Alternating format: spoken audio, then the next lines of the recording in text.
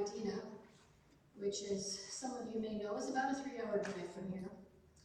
And on the way home, I was going through Elk River, and I saw this farmer harvesting his cornfield. And I thought to myself, okay, it's not even August yet, and you're harvesting your field. This makes no sense to me. And then I thought about it, I'm like, oh, I'm in Elk River. They grow sweet corn here. And how many of us haven't already had some sweet corn this year? Yeah, nice good stuff. But I'm used to just field corn where I live. And, feed to the cows, whatever. So I started thinking about corn. The farmer in me, I guess, I don't know, was thinking about corn. So I want to give you just a little information about corn, and some of you probably already know this. So one corn is called dent, or what we would call field corn. It's mainly used for livestock, cows, pigs, not normally goats, sometimes sheep. And this is, usually cut up into silage or needed to grain. And sometimes it's also used in our own processed food. Did you know that? Then there's flint, or what we might call Indian corn, which is a really tough corn that really you can only use for decoration, or popcorn. Who doesn't like popcorn, right? Especially if it's got a lot of butter.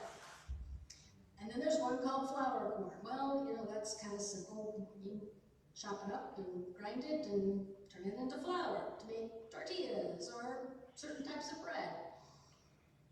And then there are the luscious sweet corns. But there's not just one sweet corn, no. And we pick this during the milk season. I didn't hear that word before, the milk season, which is when it's not quite mature. If you wait too long, it loses all its flavor because the sugars start to turn into starch. And that's when we know season's over, when you get that kind of corn. So there's one called the standard, which is the oldest one, and it has a fairly good sweet taste to it. We've all had some for sure.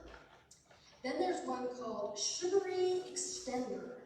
So you can imagine that this one has just a little bit more sugar content, and it can last a little bit longer than the standard. So, you have this for a little longer in the season. And then there's the super sweet. I personally like the sound of that myself because I have a sweet tooth. It has 10 times the sugar content as the standard, which is the original corn.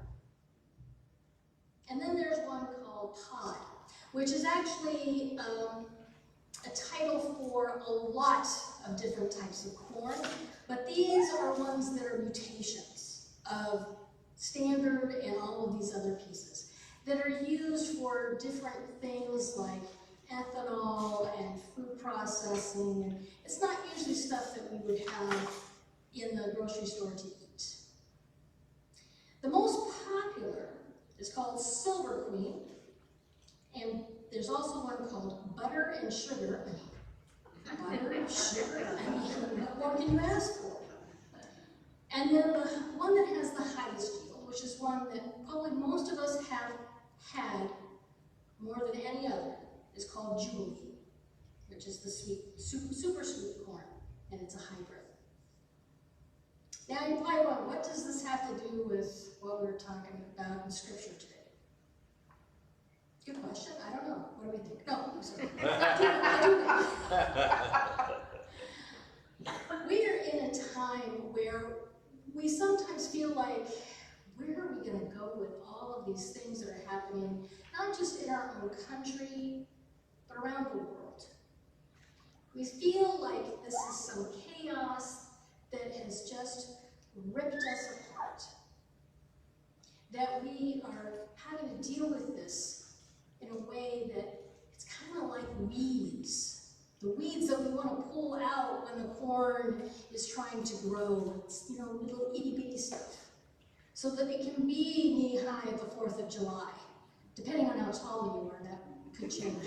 Lions are probably shorter. And yet, throughout the Older Testament, and even into the Newer Testament, the thing that always is brought out is agriculture. Because for people of those times, if you didn't have food, you're not going to survive, right? And they understood how you have to take care of that harvest. You have to grow the seed. You have to make sure that it gets plenty of water, that it gets enough sun, fertilizer, so that it can get high, so it can yield what you want it to yield. And then you have to pull the weeds. For us, the weeds might be all of the chaotic sounds that we're hearing.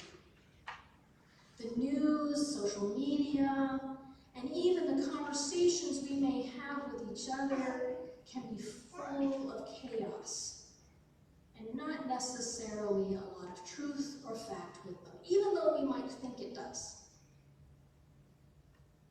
We have to get through the weeds in order to find the seeds of truth. And from those seeds of truth, God will rise up into a beautiful, sweet corn. The other thing about planting, which is also all the way in the Older Testament, is how to plant your seeds. And as we know, and who's a gardener out here? You have gardeners? Okay, so you probably know that there are some plants that you should never put together because they're not good for each other, and some plants that are really good for each other and they flourish. Like, isn't it like potatoes and tomatoes go together or something like that? Marigolds are great for keeping out a lot of different weeds and insects, and you plant those around. Those are different kinds of vegetables and fruits and flowers. And sometimes people might think they're weeds. What we learn from the Newer Testament, especially in John, is it takes a variety of people to make a good harvest. And those people, at different points in their being, are ripe. What do we mean by ripe? We mean that there are people that are ready to start the work, or have already started the work, to bring heaven to earth. I mean, we know that heaven is already here on this earth. Jesus names that. But it is taking those seeds that we plant, which are the people that we plant, and ensure that we give them the nourishment they need in order to grow into a harvest of truth-telling, of advocacy, of healing, of being. It takes all of us, wherever we are on that journey. So often, especially in UCC, because we're so justice-oriented, we think of justice work as advocating, going out, doing marches, protesting here, protesting there. But it's so much more than that. God plants that little seed, that little mustard seed within us that says, I am here with you.